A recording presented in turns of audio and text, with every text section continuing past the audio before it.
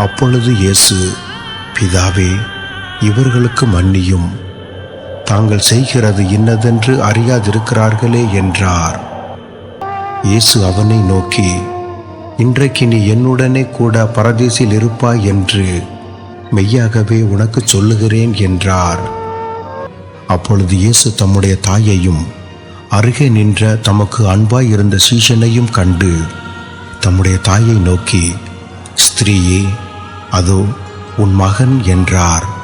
பின்பு அந்த சீஷனை நோக்கி, அதோ உன் தாய் என்றார்.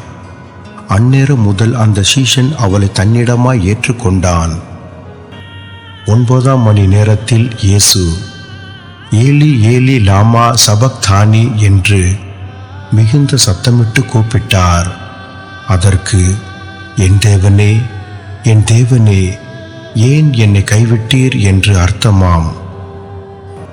அதன் பின்பு எல்லாம் முடிந்தது என்று இயேசு அறிந்து, வேத வாக்கியம் நிறைவேறத்தக்கதாக தாகமாயிருக்கிறேன் என்றார். இயேசு காடியை வாங்கின பின்பு முடிந்தது என்று சொல்லி தலையை சாய்த்து ஆவியை ஒப்பு கொடுத்தார்.